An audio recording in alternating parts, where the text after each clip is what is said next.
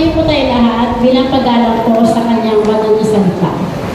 At ito po ay matatagpuan sa Romans chapter 12 verse 2. Ulitin ko po, Romans chapter 12 verse 2. Ito po ang sinasabi.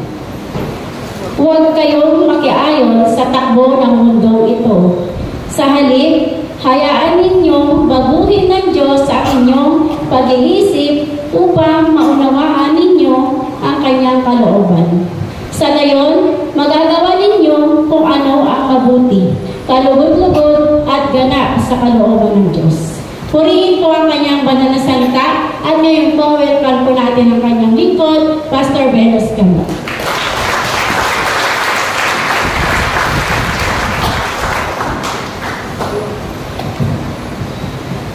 Thank you, Ate Wing, sa napakagandang pagkasan ng salita ng Diyos.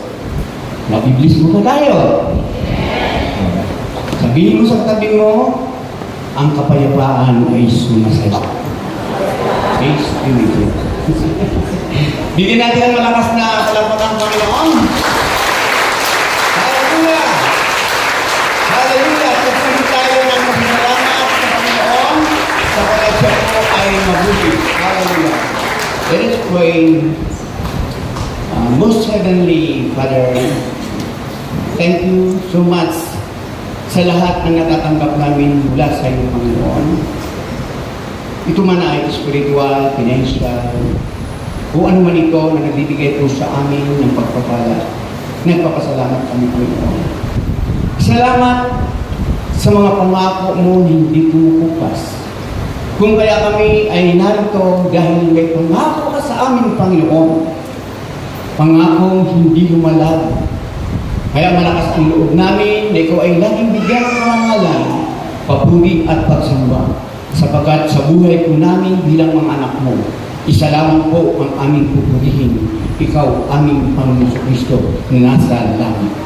Sa oras na ito, Panginoon, dalanan po namin ang maikling oras ng pag-aaral ng iyong mga salita. Salamat sa Santong Espiritu na siyang magtuturo sa amin. Ako ay instrumento lamang, ginagamit mo para ipahayag ang kagandang loob ng iyong mga salita. Pagpalain mo po ang lahat ng makikinig at sa bawat nasa kanilang tahanan ngayon na nagsusubaybay sa aming every Sunday na video, Lord, dalangin po namin na pagpalain mo po sila. Maraming pong salamat, Ama. Ito ang aming samudalangin sa pangalan ni Jesus. Ang lahat po ay magsabi ng Amen. Amen! Okay, hindi na po tayo umupo at tayo po ay mag-aaral ng salita ng Panginoon. Amen. Salamat sa Diyos. Kasi kahit maulan, aming baha, siyempre sa Bulacan talagang grabe ang sa ating baha. Pero narito po tayo hindi naging hadlang. Ang pananaw natin ay naging positibo. At salamat din po sapagkat napakabuti po ng Diyos sa ating buhay. Okay, basahin po natin ang Romans chapter 12 verse 2. Ito yung pong teksto natin. Ang sabi po rito, huwag kayong makiayon sa takbo ng mundo ito. Sa halip, hayaan ninyong baguhin ng Diyos ang inyong pag-iisip upang maunawaan ninyo ang kanyang kalooban. Sa gayon, magagawa ninyo kung ano ang mabuti, kalugod-lugod at ganap na kalooban ng Diyos. Ang topic po natin, dito na po tayo sa topic.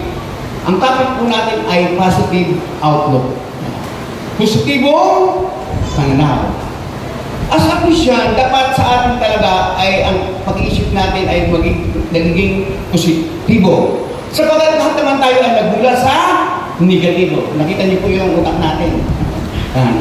Dahil tayo mga narito, nung hindi pa tayo Kristyano, ang isip natin ay puro negatibo. Yan, puro reklamo.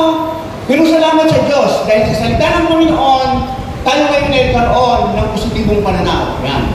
Positive outlook. Kaya nga ang positive outlook po, ito ay isang pagtingin o paniniwala na may pag-asa, optimismo at kabutihan sa buhay, sa sarili o sa mga bagay-bagay. Ito na may pagtingin o paniniwala na mayroong pag-asa. May pag-asa po ba kayo? Hindi sumagot, walang pag-asa. May pag-asa po ba tayo? May pag-asa tayo hindi dahil sa sarili natin. May pag-asa tayo dahil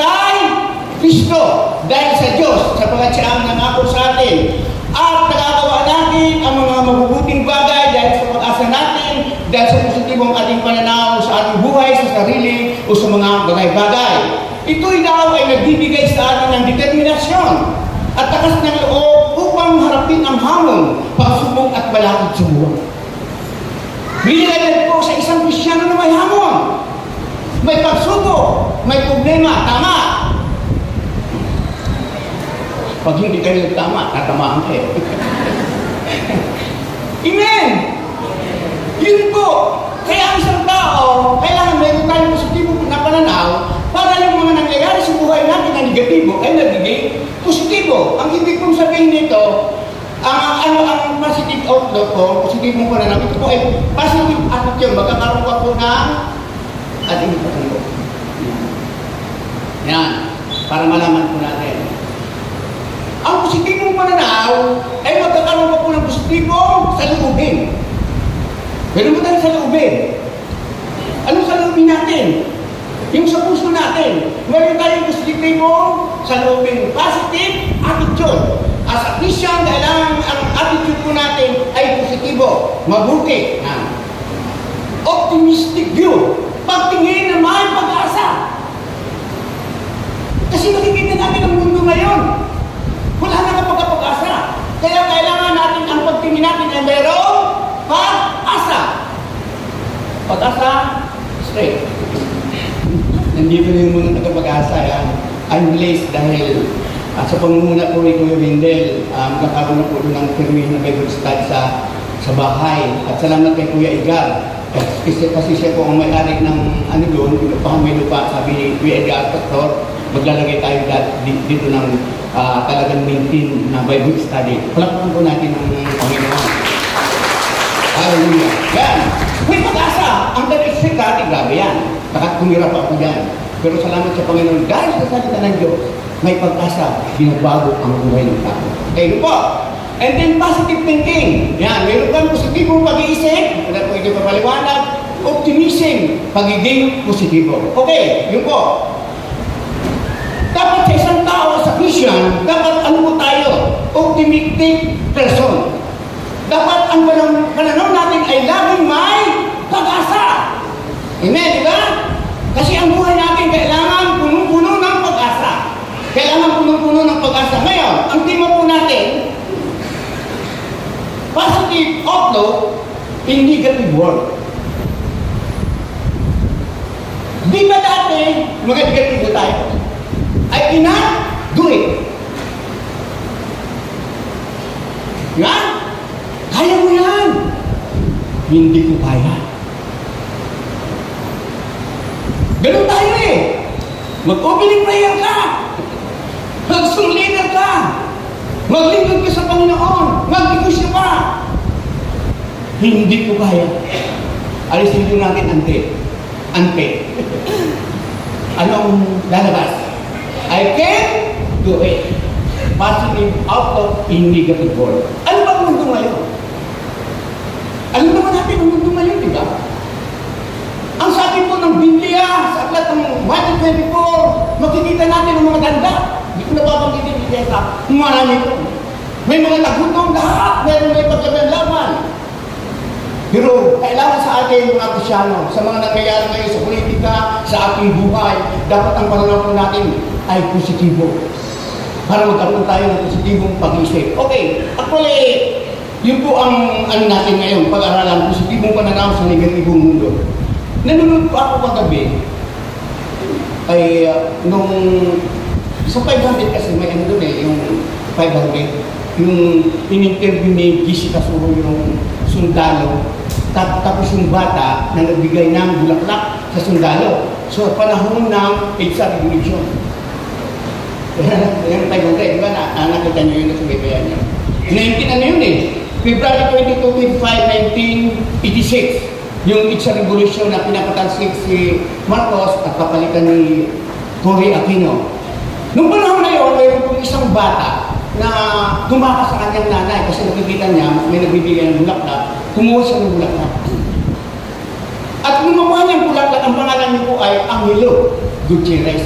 Hindi na ano eh. At sa edad niya, 3 years old pa lang siya sa panahon na yun.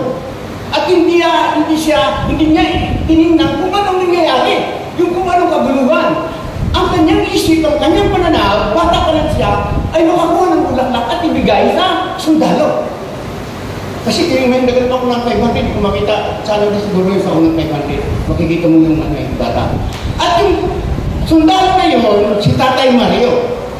Tatay Mario ang pangalan niya. Yung panahon na yun, Tatay Mario Abanes yan. Nung panahon na yun, binigyan siya ng, ng bulaklak, ang edad niya po ay 26 years old. Master Sergeant pa lang siya.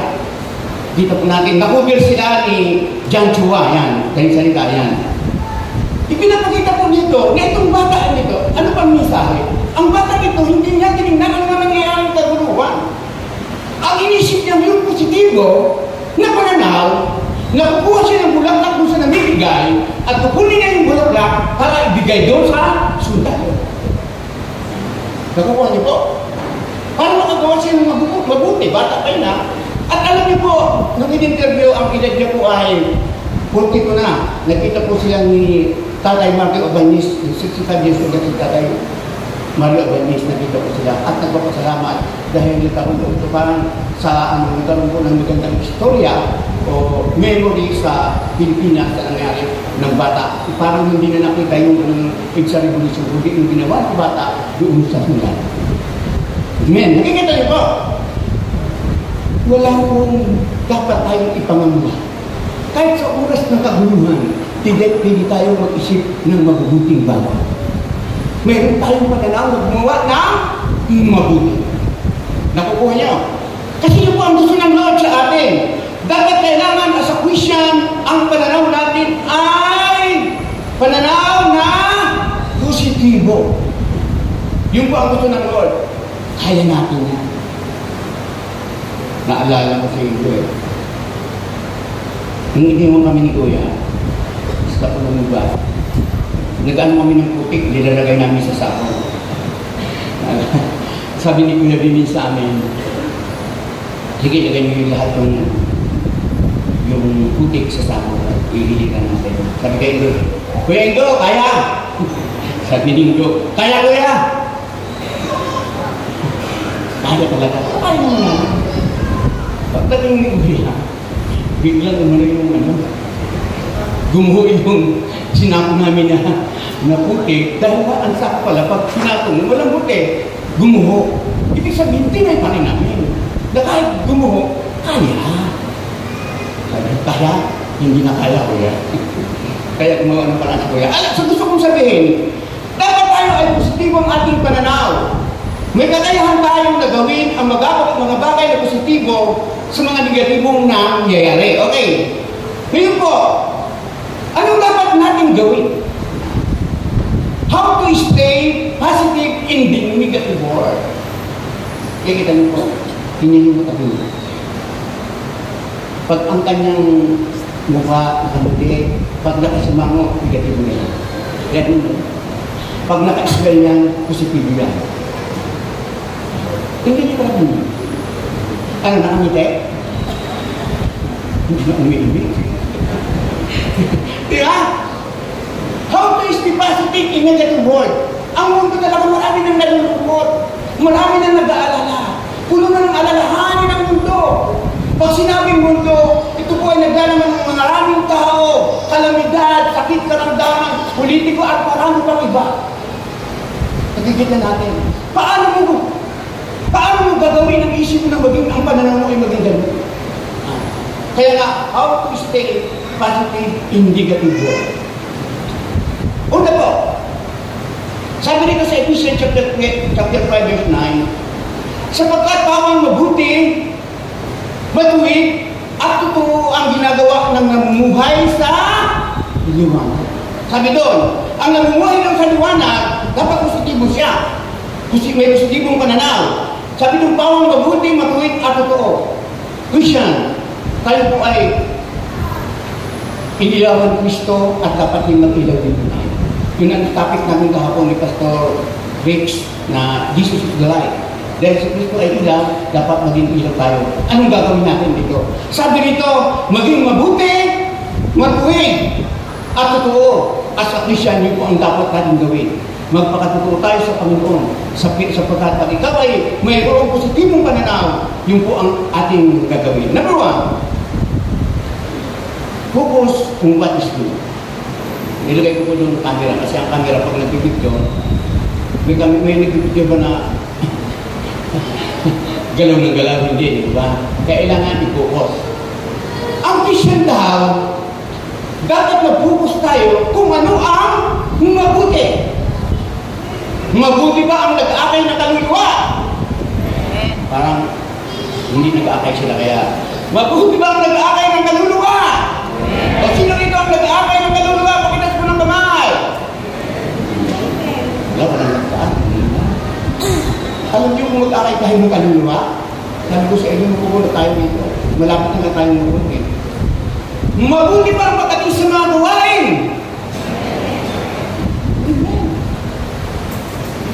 At marami pang iba kasi malawak ko eh. Pag-i-explain ko baka abutin tayo ng ano dito, ilang araw. Kaya ngayon po, sabi dito, focus on what is good. Ito po ay tinatawag na positive attitude.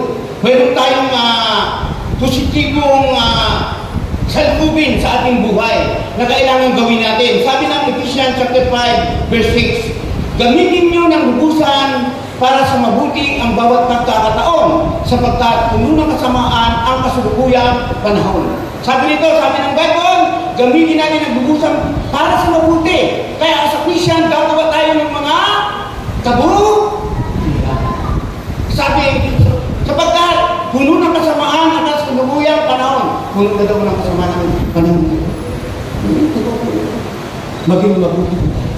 Ibig sabihin ng mabuti, makakabuti ka sa iba, magkakaroon ka ng mabuting intention. May intention ka, may salubin ka ng mabuti. Alam nyo, kung mabuti ang katagin sa Christianism na, kasi magkumpisa tayo sa maliit bagay.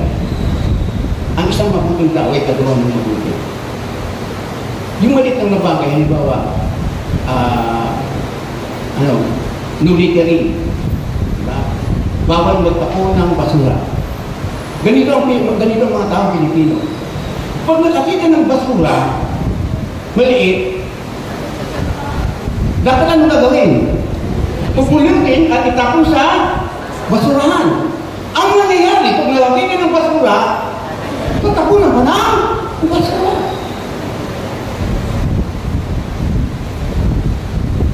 Ang positibong pananaw doon, ang positibong pag-iisip, kukunin mo yung basura mo at dadalhin mo sa basurahan. Amen. Pero maliit ang bagay minsan, hindi namin nagagawa.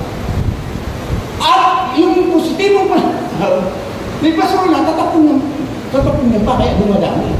Kaya yun po, kailangan gamitin ninyo ng lubusan para sa mabuti ang bawat pagkakataon sapagkat puno ng kasamaan ang kasalukuyang panahon. Ngayon po sa multi grabe. Pumunta kami nag-Bible study kami nung Thursday sa Malis. Kasama ko kay Cristo, si Kuya kami yun. Grabe na tayo. Maabot sa libig sa dulo ang tubig. Pumunta kami, nag-ikot kami. May nagsalubungan na tricycle. Kulong-kulong ganyan. Hindi nagbigayan eh. Tama-tama na doon kay Ate Lerna sa tapat ng bahay. Aba, matutumpong ka ng dalawa. Akala mo, lalakas ka, mga matatanda na eh, tatapang. Eh, sa Malis kasi, kahit paano, kilala naman ako doon sa tao ko siguro. Itong o si Pastor yan. Ang ginawa namin ni Kuya Stone, para hindi mag-away, sinabihin namin, kasi nagkakalo eh. Para hindi magkakalo kasi ito yung dito, may atasan. Yung isa naman dito, wala nang atasan. Kaya ginawa namin ni Stone, ni Kuya Stone, hinila namin yung dito. Hindi na nakalapano eh. Hinila na namin ni Kuya Stone. Sabi ko, marami kayong mapuperwisyo, gumawa na lang kayo ng mabuti. Hindi ko nadiritso sila, walang away. Ang gusto kong sabihin, ganun po ang mundo. Ang mundo maliit na bagay, pinag-aawayan, lumalaki. Nakikita niyo po. Kaya kailangan po natin ay gumawa ng mabuti sa bawat pagkakataon sapagkat ang mundo ngayon ay puno ng kasamaan. Kahit mag-ingat ka po ngayon, mayroon talaga. Pero kailangan nyo talaga maging mabuti. Okay, yun po ang number 1. Na para maging isti tayo sa positibong pananaw sa Panginoon, gawin po ang nararapat, ang mabuti. Yun po ang gusto ng Panginoon. Kaya ba natin? Ano na yan?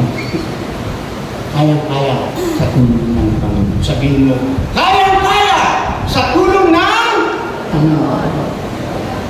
Kasi kung tayo hindi natin kaya, nagiging positibong pananaw natin, positibong pag-iisip natin, nagiging optimistic person tayo dahil sa Diyos. Kung sa ating sarili, hindi po natin patandaan po natin. Kaya purihin po ang Panginoon. Sabi dito, Romans 12:9, maging tunay ang inyong pagmamahalan. Kasok naman ninyo ang masama at pakaibigin ang mabuti. Ibigin daw natin ang mabuti at kasok naman ang masama. At kasapusyan, alam naman natin po. Meron kang tinatawag na forgiving spirit. Okay, number 2. Focus on what is true. Hindi ka nagkukunwari. Kung paano ka mananatili sa positibong pananaw, number 2 po ay maging totoo ka. Maging totoo ka. Sabi ni Ephesians chapter 5 verse 9, focus on what is true. Sapagkat bawang mabuti, matuwid at totoo ang ginagawa ng namumuhay sa liwanag. Totoo daw, hindi ka nagkukunwari. Parang nagmamasakara ka lang. Pero deep inside, hindi kayo. Ang pinapakita mo lang, parang ganito lang po yun. Di ba pag nalulungkot ang tao, ano ang aura ng isang tao na nalulungkot? Tumatawa ba? Hindi. Nakikita ba kayo ng nalulungkot at tumatawa? Pag tumatawa ang nalulungkot, iba na yun. Pag masaya ka, tumatawa ka. Tama. Ganun po. At pwede natin ito. Pwede natin papangarin na balong tayo. Pero tumatawa tayo. Yun ang gusto kong sabihin. Maging totoo tayo sa ating mga sarili. Maging totoo tayo sa pananaw sa mundong ito. At ang katotohanan naman, sabi ko nga sa inyo, ang katotohanan ay walang iba kundi ang ating Panginoon sa Kristo. Mamuhay tayo sa katotohanan. Kaya yun po, sabi nito, focus on what is true. Sabagat pa mabuti, mahuwid at totoo ang ginagawa ng mumuhay sa liwanag. Hindi ka nagkukumari, totoo ang iyong pananampalataya at tapat ka sa iyong sarili at sa iyong kapwa. Yun po ang katotohanan, yun po ang dapat mong gawin. Sabi ng Pilipos 4:8, bilang pagtatapos, mga kapatid, lagi ninyong isa-isip ang mga bagay na karapat-dapat, kapuri-puri, mga bagay na totoo. Ano bang dapat ating isip sa ating pananampalataya? Isa lamang ang ating tagapagligtas, si Jesus Christ. Amen. Yun ang katotohanan eh. There is only one Savior, our Lord Jesus Christ. I am the way, the truth, and the life. Siya ang katotohanan na dapat natin ipatuto sa ating buhay. Isa lamang ang katotohanan. Yun po ang katotohanan. Kaya isa-isip ang mga bagay na totoo. Maging totoo po lang. Yun ang gusto ng Panginoon. Okay. Number 3. Stay away from negative people. Para maging manatili ka ng positibong pananaw mo, layuan mo daw, iwasan ang mga taong negatibo ang mga pag-iisip, negatibo ang mga pananaw. Alam niyo sa away, pag nag-away sa kalsada, hindi naman kaagad hindi naman kaagad nagsusuntukan eh. Amen. Meron mo halimbawa, sa kalsada, nagabangga ng motor. Hindi naman agad nagsusuntukan yan eh. Kundi may lumalabas sa kanilang bibig na masama. Hindi naman agad nagsusuntukan eh. Kundi nag-anuhan muna ng kanilang salita. Alam niyo po, sabi ko sa inyo, walang mananalo pag may laban. Lahat pares kayong talo. Kahit sa katwiran ka. Sabi, pag may katwiran, paglaban. Yun ang ginawa ka natin eh. Pero ano ang bunga pagkatapos? Marami tayong nakikita mga nangyayari sa mundo nito. Pinaglaban nilang katotohanan. Nadamay ang kanilang pamilya. Nadamay ang kanilang pinensya. Ang buhay nila ay naging dapat wala bahay, pinaglaban nila ang katotohanan. Pero ang dapat sa atin, lumayo tayo sa mga bagay na hindi maganda. Stay away from negative people. Kung halimbawa, kasi ano yan eh, toxic na, sabi ka Pastor Eric, toxic yan eh. Subukan mo. Halimbawa, ikaw nag-mission, kami nag-mission kasi kami. Pag nag-mission kami, minsan, as a pastor, pag pumunta kami sa kanyang tahanan, pag puro reklamo, puro problema ang sinasabi, parang ano eh, nadadala kami. Kasi as a pastor, hindi namin alam kung gagawin namin. Lalo na kung may karamdaman eh. Amen? Siyempre pag-alis mo, dala-dala mo yun. Wala ka namang magawa. Isa lang mo nga, kung pili lang namin di ba, may sakit. Kung pili lang namin pag-hati-hatian, hati-hatiin namin para matapos na eh. Amen? Pero hindi eh. Pagsubok mo yan eh. Kaya kailangan dahil pagsubok mo yan, dapat positibo ka. Dahil ikaw ang magdadala niyan. Sa tulong ng Panginoon, I'm sure, magtatagumpay ka kung maging positibo ang iyong pananaw. Kaya may mga tao, hindi nagagaling yan. Sabihin mo, gagaling mo yan. Amen! Gagaling pa si ate.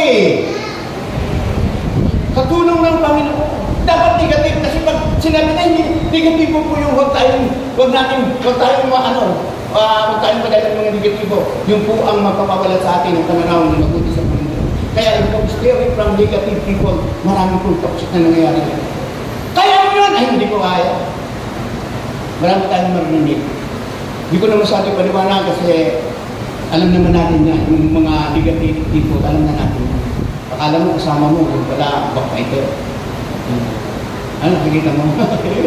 Mga negatibo yun eh. Pupurihin ka. Ito. Yung galing-galing mo na galing-galing. Marami dyan tayo. Pero pag talikod mo, iba yung sinasabi. Amen! Balik ka doon sa sinabi sa iyo. Doon sa iba, balik ka yung sinabi. May di ba kahas may kabanda? Kamanda yun. Kaya yun po, stay away from negative people. Huwag naman po natin, pag sinabing stay iwasan, hindi naman po tali natin iwasan. Kasi mahal din ng Panginoon yun. Tama! Kung di pagagawa siya ng mga negatibo, huwag mong papasinin. Iwasan mo. Kasi tayo galing din tayo dyan eh. Mga negatibo din tayo eh. Sabi nga ng iba, mayroong marites. Sa babae yun. Sa lalaki naman, mayroong daw, Mario ang pangalan. Hindi lang babae ko lang, may lalaki din pala. Marites and Mario. Kailangan natin, gagawin po natin, huwag natin, yun ang sabi ko, iwasan natin ang mga ganun pa. Okay, sabi po ng Bible, stay away from negative people. Okay. Dapat mong malaman, 2 Timothy chapter 3, verse 1 to 5. Dapat mong malaman sa mga uling araw ay darating ang mga panahon ng kaguluhan. Nakikita natin. Sapagkat ang mga tao ay magiging maibigin sa sarili, maibigin sa salapi, palalo, mapagmataas, mapagsamantala, suwain sa magulang, walang utang na loob at napastangan sa Diyos. Okay, verse 4. Sila ay magiging walang pagmamahal sa kapwa, walang habag, mapanirang kulit, walang pagpipigil sa sarili, marahas, at walang pagpapahalaga sa mabuti. Sila ay magiging mga taksel, padalos-dalos, mayayabang, may ibigin sa kalayawan sa halip na may ibigin sa Diyos. Sila ay may anyo ng pagiging mga Diyos. May anyo raw sila na magiging pagiging mga Diyos. Parang ang hadis ako, pero sabi doon. Ngunit, hindi naman nakikita ang kapangyarihan dito sa kanilang pamumuhay. Anong sabi? Iwasan mo ang ganyan ulit ng mga tao. Ang Biblia po ang nagsasabi, hindi po ako. Sa may kasagan tayo, ayun, kurap, bigay yung Bad company, kurap, good character. Bad company, kurap. Ayan, tama. Bad company, kurap, good character. good character. Salamat. Marami akong teacher. Yun po, nagkukurap po yun. Kaya kailangan natin iwasan. Huwag natin pakisamahan ang kanilang ginagawang masama. Pakisamahan natin sila para dalhin sa mabuti. Sapagkat mahal din po sila ng Panginoon. Tama. Yun po, kung magiging, yun po, ang pang-ano natin, pangatlo. Kung gusto mo ang pananaw natin ay maging positibo, huwag tayong magpa-atikto sa mga nangyayari sa mundong ito.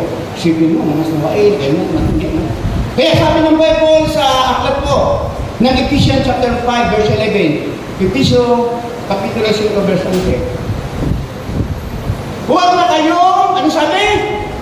Huwag na kayong makisama sa mga taong gumagawa ng mga bagay na walang ibinubunga, kabutihan. Salip ay bulag ninyo ang mga iyo. Huwag daw makikisama. Alam nyo, pag naging ka talaga, maraming pagbabago sa buhay mo. Iba na ang kaligayahan natin. Dati ako, ang kaligayahan ko, naghahanap ako ng mga kaibigan na talagang yung parang sumaya ka lang. Sa mundo, marami. Yan, pagkatapos mo uminom, ganito, papasok ka ng girl house, pag-uwi mo, problema. Kasi kasasahod mo pa lang, babali na naman. Amen. Oh, kasi iba lang kasi, mga 1 millionaire. Kaya kailangan natin, kumbaga sa yung ginagawa natin, ibang klase. Nung panahon na yun. Pero salamat sa Diyos. Dahil siya ang nagbago ng ating buhay. Kaya, tayo ngayon ay lumayo na. Lumayo na tayo. Iniiwasan na natin yung mga masama. Amen! Ito nalaga natin. Iwasan natin. Para makapag-isip tayo ng mabuting pananaw. Kasi kung magpupura pa ang isip natin, ako sabi ko sa inyo, mahirap po. May mga talks kaya ako, sabi ko, sige lang, ang buhay naman natin, kailangan sport lang. Parang naglalaro ka lang, hindi ka napipikon. Ang pikon ay laging? Oo, tayo magtatalo. Maraming mga asar. Maraming uubos ng kabaitan mo. Pero ang Diyos po ang nag-i-extend ng kabaitan mo. Kaya nga, nakikita po natin. Oo. Kaya yun po ang mundo. Kaya nga, lumayo na tayo, iwasan natin. Stay away from negative people, yung mga negative people.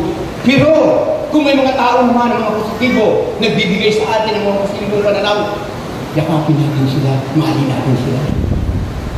Amen. Tama. Baka baliktad tayo Ang niyayakap natin, mga positibong, mga negatibong tao. Inilayuan natin ang mga positibong tao. Kaya dati, alam niyo nung maging Christian ako, gusto kong maging kausap, yung may mga karanasan, yung may mga alam. Nung ako maging Christian, yung mga magagaling, mag-preach, yung pinakausap ko.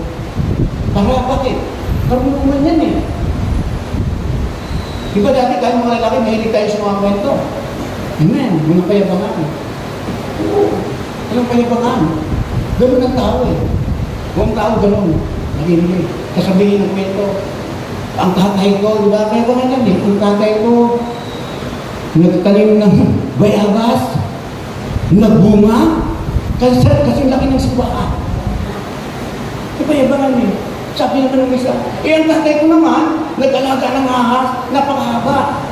Nagdaan ng 7 ng umaga, alas 7 ng gabi, hindi pa natatapos. Ganun ang tao. Sabi, ang haba naman. Ang sabi ng isa, palitin mo yung bayabas mo. At paitin mo yung ahas ko. Ano ang ko ito? Ganun po ang tao. Ang katotohanan, mga magulang at kapatid, kailangan natin umiwas sa mga tao negatibo. Iwasan po natin. Huwag naman natin kapalayan, hindi po ganun, kundi umiwas po tayo. Kasi apektado po tayo. Apektado po tayo sa mga negatibo. Okay, number 4. Mapag-division. Mapagpasensya. Sabi ng Colossians chapter 2 verse 13, magpasensya kayo sa isa't isa. Kung may hinanakit kayo kanino man, magpatawad kayo gaya ng pagpapatawad sa inyo na Panginoon. Pinatawad na tayo ng Diyos. Parang matamlay. Pinatawad na tayo ng Diyos.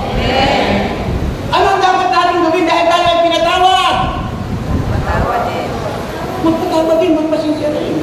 Dapat ang isang Kristyano ay tinatawag na forgiving spirit, marunong magpasensya. Yung po gusto ka nito. Patient. Marami kasi manugang ng patient pag ginagaling mo. Kaya, yun dapat kailangan natin magpasensya. Alam niyo, Bakit maraming sa kalsada? Bakit maraming namamatay? Bakit maraming nakukulong? Bakit pati pamilya nagadangan?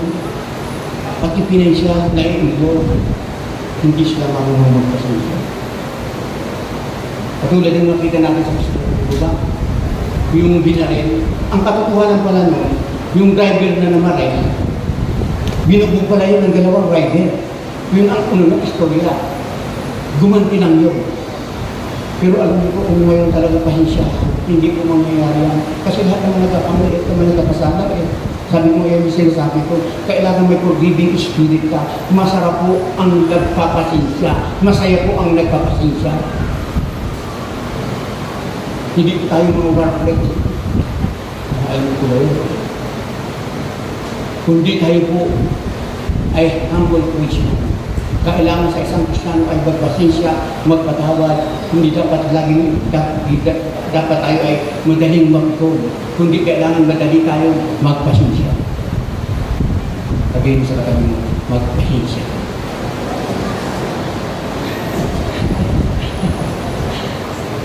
Amen! Nakapagalagat mo kung nagpapasensya. Isa ba kayo sa kultura lang? Pag walang pasensya, nako. Mag-away, walang pasensya ng mga anak, mag-away dahil lang sa kulke. Kulke ka na, dahil lang sa pinilas. Nag-away, nag-away ang nanay, nag-away ang tatay, nag-away ang dulo, nag-away ang dulo. Nabay-damay. Yun po. Kaya kailangan natin pasensya. Kaya ba natin magpasensya?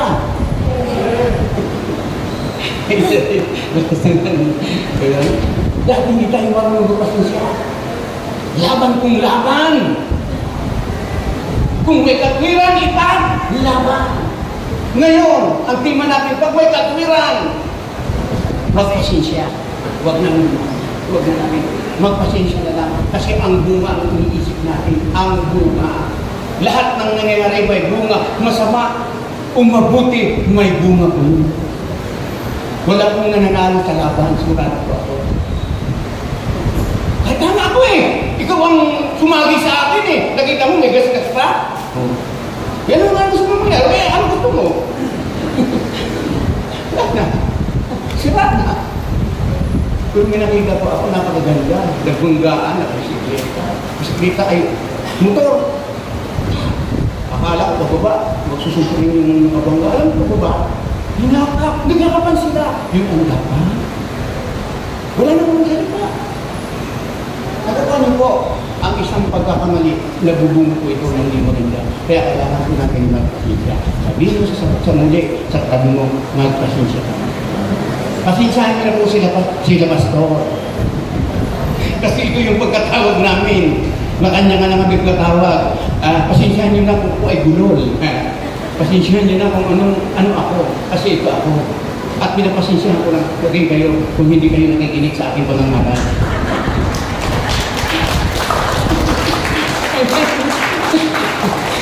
Pinagpapasensyahan ko na rin kayo kung kayo din nagkikwentuhan sa upuan habang ako ay nangangaral. Tama! Pasensyahan ko tayo na naman dapat eh. Pag mayroong pasensya, may pasensya. Kaya alam ko ang dapat natin gawin. Okay, Ephesians. Ang sabi ng Kawikaan, chapter 14, verse 29.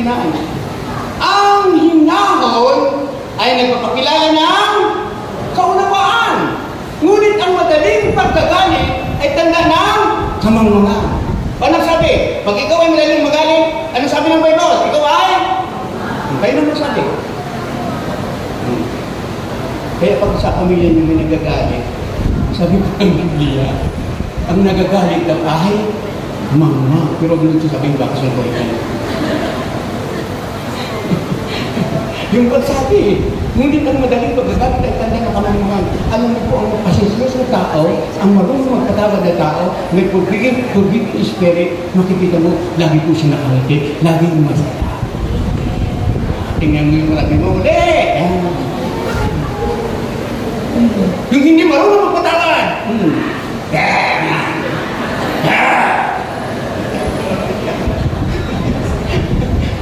Hindi na dapat natin gawin. Kaya sa ating pananaw sa mundong ito, marami nagpipunta, kailangan yung kaya. Kailangan magpasensya ka. Katandaan po natin, magpasensya tayo. Magpasensya tayo. Sabi ko nga sa inyo, baby ko, hindi lang ako sa Colgate. Ano lang ha? Sa ulam lang. Bakit malaki ang ulam mo? Sa akin maliit. Siyempre kung magkapatid ka niyo, halimbawa, kapatid mo naman yun, hindi maliit sa'yo, hindi mo tama. Usay na lang. Kapatid mo naman yun. Bagas masarap ang buhay. Tama! O tinamaan tayo. Okay, yung po, Kawikaan, chapter 10, verse 29. Ang hinahon ay nagpapakilala ng kaunawaan, ngunit ang madaling magalit ay tanda ng kamanguna. Yun po ang dapat natin gawin. Kailangan po natin mapagpasensya, be patient. Yung po, pag ikaw ay mayroong pananaw, yung may positive outlook ka, dapat kapansyado ka po. Hindi ka magaling maging positive. Positibo po ang magaling magalit. Amen. Okay. Number 5. Panglima, last. Always give thanks to the Lord. Ano bang meron tayo ngayon? Dapat ipagpasalamat mo sa Panginoon. Amen? Tama. May lumang damit ka, may magandang damit ka, may bagong damit ka. Kung anong meron ka ngayon, ipagpasalamat muna sa Panginoon. Huwag kang magreklamo.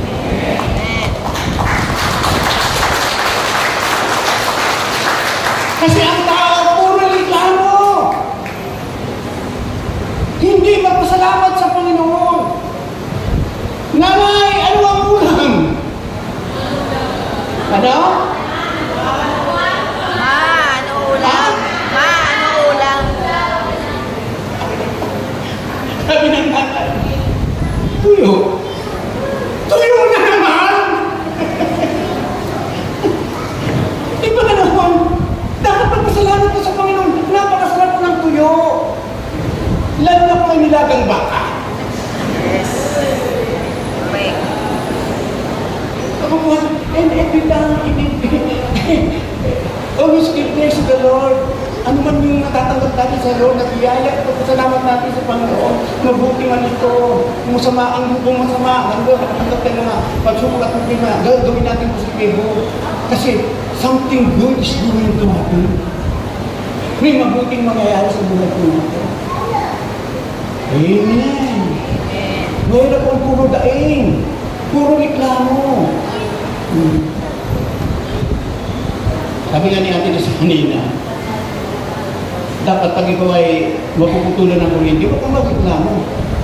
Kasi pinaghahandaan yan eh. Pinaghahandaan yan.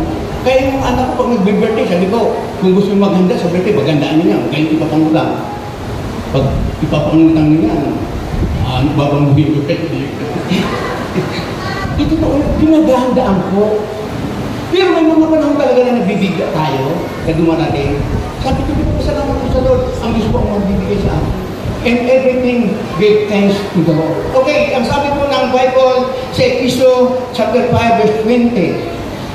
Lahat po, sige, sabi tayo. Lahat tayo sasabi ha. 1, 2, 3. Lagi kayo magpasalamat sa Diyos na ating Ama dahil sa lahat ng bagay sa pangalan ng ating Panginoong Jesucristo. Lagi din tayo magpasalamat sa lahat ng bagay. Hindi lang ang isang bagay. Alam niyo yung sumasayaw dito sa Christian? Sinang nakakita kanina kay Christian? Sabi niya nanay niya si tatay at saka si nanay, alam mo sa natin sa Christian, pinagpapasalamat ko lang sa Panginoon. Amen. Pinagpupuri sa Diyos eh. Yung mga walang mga tama, hindi magpapuri eh. Diba? Hindi tayo pasalamat dahil ano man ang kalagayan natin sa Panginoon, ang ibig kong sabihin, makunting ka na, ipagpasalamat mo dito sa Panginoon. Kung dumating, magpasalamat ka rin sa Panginoon. Kaya ako, mga magulang kapatid, nagpapasalamat ko ako sa sapatos ko.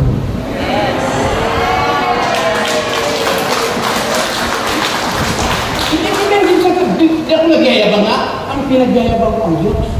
Kasi hindi ko naman kayang bumili ng libo-libo sa karon. Okay lang po tayo, division lang po tayo. Pero ano man ang natatanggap natin, ipagpasalamat natin sa Kanya. Kailangan po natin maging kontento. Hindi puro reklamo. Ayaw ko sumimba kasi wala akong bagong damit. E paano kaya kung ibig sabihin may simba? Di puro bagong damit mo. Hindi po. Kapawahin po, mga magulang ko. Yun po ang dapat natin tandaan. Sa buhay natin dito sa mundo, may laban tayo. Laban sa sarili natin, laban sa pamilya natin, laban sa mundo ito. Ibig sabihin, ang kailangan po natin lahat, ang pananaw natin ay maging positibo. Positive outlook. Lalo na sa mundo ito, mga magulang kapatid, ibang klase ng nangyayari. Kaya kailangan natin maging positibo. Okay, sa conclusion ko po, Colossians chapter 3, verse 1 and 2. Yamang binuhay kayong muli na kasama ni Kristo, ituon ninyo ang inyong pag-isip. May isip po ba tayo? Akala wala. May isip tayo. Sabi nito, yamang binuhay kayong muli na kasama ni Kristo, ituon ninyo ang inyong pag-isip sa mga bagay na nasa langit. Na kinaruan ni Kristo na nakaupo sa kanan ng Diyos. Yung po ang napakagandang positive outlook eh. Ang mga bagay na panlangit ang isa-isip ninyo, hindi ang mga bagay na panlupa. Kailangan, baka may isip David yun. Pastor ay nasa lupa pa po.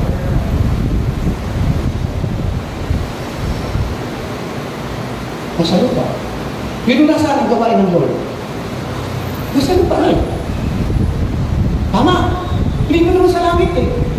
Nandito sa lupa. Kaya nga ang mga bagay na spiritual, dapat yun doon ang unahin natin. Yun po ang sikreto ng isang Kristyano na tumataas ang dito ng kanyang pamumuhay. Kanyang personalidad, ang kanyang pamumuhay, ang kanyang buhay. Seek it first the kingdom of God and His righteousness, and all these things shall be added and yun ang sikreto. Yung mga bagay na panlangit. Ang mga bagay na panlangit ang isa-isip ninyo, hindi ang mga bagay na panlupa. Pag inuna po ang mga bagay na panlangit, isusunod na po ang mga bagay na panlupa. Nakakuha niyo. Kaya yun po ang dapat natin gawin. Kaya mga magulang at kapatid, kaya kailangan po natin, ang pananaw po natin sa mundo ito ay dapat positibo. Kasi ang mundo ito ay negatibo na. Mga tao, lahat na nangyayari, nakasulat na po yun sa Bible, ang kailangan na po natin, ang pananaw natin ay positibo. Positive outlook po tayo. Para magkaroon tayo ng positibong pananaw, positibong saloobin, magiging optimistic person tayo, puro pag-asa, puro pag-asa. Habang may buhay, habang may buhay, puro pag-asa. Ito yung pagsunod. Okay, last. Sabi yun, pakiklik ko. At a pessimist. Kasi na kayo sa kasi wala na si Pastor. A pessimist sees the difficulty in every opportunity. An optimist sees the opportunity and every difficulty. Ang tao na ang pananaw ay negatibo. Puro kahirapan ang nakikita niya. Puro kahirapan ang nakikita niya sa pagkakataon. May pagkakataon ka na gusto mong umunlad o masito. Ayaw mo. Ay, mahirap. Di mo kaya. Pero, ang optimist sees the opportunity in every difficulty. Nakikita niya sa kahirapan, kahit mahirap, makakaya niya. Bakit? Mayroong pagkakataon. Ang pagkakataon po alam niyo po sa ating buhay mga magulang. Kaya kailangan natin, ang tao po, ang Kristyano po ay lahat, tayo ay mayroong pagkakataon. Pagkakataon lumangan. Ayaw mo tayo lumangan. Ako na lang. Di ba lahat po tayo may pagkakataon lumangan? O sabi ni Pastor, nung buhay pa si Pastor, kasalanan daw sa isang tao kung siya ay nanatili sa kahirapan. Kasi pala naman tayo, nung nilito ka ng isang tao, yung mga mayayaman, may mga pira na sa bulsa, may dala? Hindi. Pare-pares. Kupad lang. yung pagkakataon, kaya ko yan, kahit mahirap, kaya ko yan. Sa negatibo, hindi ko kaya yan, mahirap, hindi ko kaya yan, mahirap. Kaya yun po mga magulang. Sa ating buhay, as a Christian, nakikita natin ang mundo. Marami nang nangyayari. Hindi na ito katulad ng dati kung pag-aralan natin ang mundo, kaya bakit marami nang nakakakit, marami nang baha. Sira na po yung ozone layer natin, kaya grabe natin. Negatibo ang mundo. Nangyayari na ang nakasulat sa Matthew 24, pagkakaroon ng laban-laban, mga baha, marami nang tragedy, marami ng mga difficulties na nangyayari. Sa mundo, kung titingnan natin, wala ng mga puno. Sinira natin ng mga tao. Lagi, marami na kahit pagbaha. Lahat pupunta sa syudad. Ngayon, mga tao ngayon, minsan kaharap natin, hindi mo alam kung kalaban mo, kaaway mo, o kakampi mo, hindi. As a Christian, manatili ka sa Panginoon. Sabi nga, ng kanta, iwan ka man ng lahat. Si Kristo, kailangan hindi nang nihilo. Kasama mo ang Diyos. At kasama mo ang Diyos, lagi kang panalo. Pag kasama mo ang Diyos, ang pananaw mo ay laging positibo. Pag kasama mo ang Diyos, kayang-kaya mong gawin yan. Sapagkat hindi ka naman nagagawa, ang gagawa ang Diyos mismo.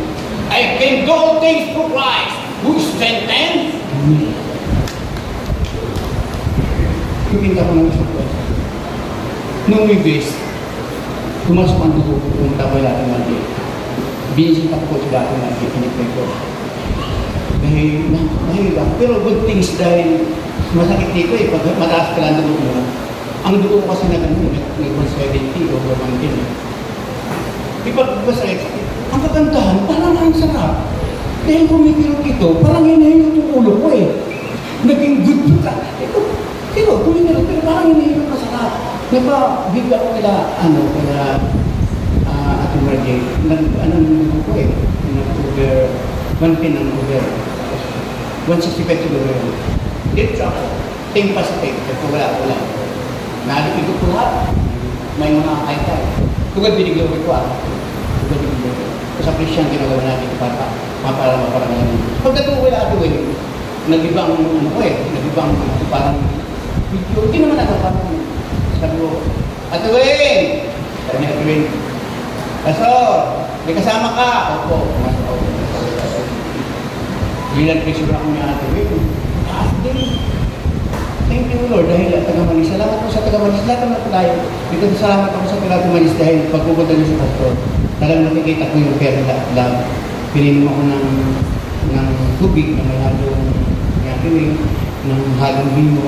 Binibin ako ng tatapos pa yun. Tatapos. Ano? Tatapos yun? Tatapos yun? Bumaba naman po. At salamat sa Panginoon. Alam niyo po, sabi ko ba, pag ikaw ay mayroon pa na ng palataya sa Panginoon, kahit realidad sa tao na mangyayari yun, hindi pa hinutulutan ng Panginoon. Dahil ang pananaw mo ay mabuti, ang pananaw mo ay positive. Amen. Palapakan po natin.